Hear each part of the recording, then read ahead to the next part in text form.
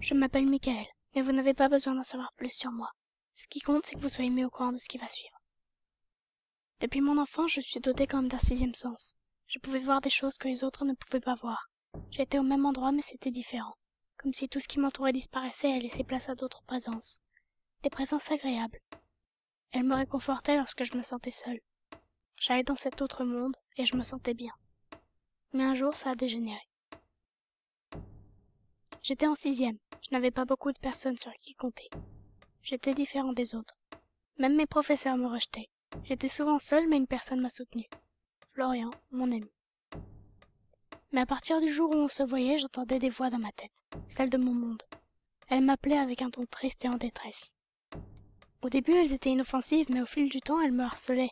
Normalement, je contrôlais mes voyages, mais à partir de ce jour, mes anciens compagnons m'y ramenaient de force. Ils me disaient de plus en plus fort « Tu nous as trahis ». Quelques minutes après, ils me relâchaient. Lorsque je revenais de mon monde, je ne voyais plus. Je mettais du temps à revenir.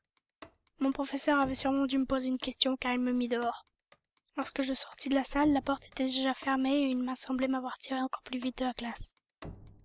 Après quelques minutes, j'entendis de nouveau les voix. « Tu nous le paieras ». À la fin des cours, je rentrais sur le chemin avec mon ami quand je me sentis mal. Mon corps était lourd et mon audition troublée. Florian me demanda ce qui m'arrivait. Je voulus répondre, mais je n'y arrivais pas. Je me sentais partir. À mon réveil, j'étais au même endroit, mais le ciel était rouge sang. Personne n'était dans les rues quand le sol à mes pieds s'écroula.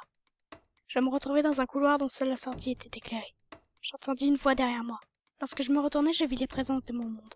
Mais elles étaient beaucoup plus réelles et matérielles. Même si je les reconnaissais, elles étaient accompagnées d'une expression malsaine et désagréable. Celle du milieu s'approcha de moi et me dit en souriant « Cours ». Sur l'instant, je ne compris pas, mais en me remémorant ce qu'elle m'avait dit l'autre fois, je pris peur et je courus de toutes mes forces vers la sortie. J'étais en pleurs. Je ne comprenais pas pourquoi j'avais trahi mes amis. Ces amis qui m'avaient aidé à me relever quand j'étais petit, lorsque tout le monde me tournait le dos. Je trébuchais par terre, je n'avais pas la force de me relever. Je voulais juste que ce cauchemar s'arrête. Mes trois amis s'étaient changés en monstres à mes yeux. Ils s'approchèrent de moi et séchèrent mes larmes. L'un d'eux se rapprocha de mon oreille et me chuchota. Nous t'en débarrasserons. Lorsque je me réveillai, j'étais dans un lit d'hôpital. Ma mère était là, mais elle ne faisait pas attention à moi. De toute façon, je l'aimais pas. Elle me détestait plus qu'autre chose. Je ne savais même pas pourquoi elle était ici. Une infirmière entra et me demanda comment j'allais. J'étais encore dans les brumes. Je lui demandai si je pouvais appeler Florian, en lui disant qu'il était celui qui m'avait sûrement amené à l'hôpital. Après ces mots, elle baissa la tête et me dit d'une voix tremblante. Ton ami Florian n'est plus avec nous. Il a été percuté par une voiture en tentant de te ramener sur la chaussée.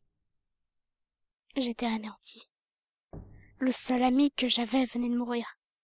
J'étais pris de larmes en me retournant de ma couette que j'enroulais autour de mon bras. Je me sentais partir à la limite de l'évanouissement. J'entendis. Cet obstacle n'est plus. Nous serons désormais de nouveau réunis. Lorsque je rouvris les yeux, la salle était vide. Plus personne n'était là.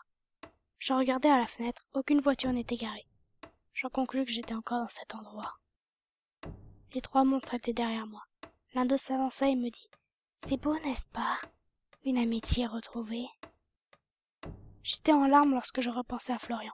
Je ne supportais pas ce qu'il s'avait fait à mon seul ami. Pour moi, ils n'étaient plus que des monstres qui avaient ruiné ma vie. Je me retournai et leur répondis « Vous n'êtes que des monstres! Vous m'avez pris mon seul ami! Vous n'avez jamais été mes amis! » Les trois présents avaient le regard vers le vide. La salle et le ciel commencèrent à devenir rouges. Ils devenaient menaçants. Leur regard était pétrifiant.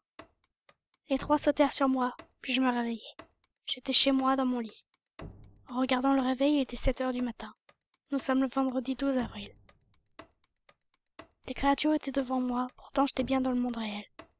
Ils se contentèrent de me dire « Nous viendrons te chercher à ton prochain sommeil.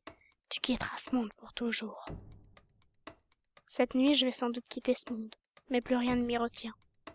Je n'ai personne, et mon seul ami est mort, tué par ces choses. Il ne me reste plus qu'à aller m'endormir pour arrêter cette misérable vie. Les monstres m'ont dit autre chose, qu'ils viendront choisir un nouvel ami.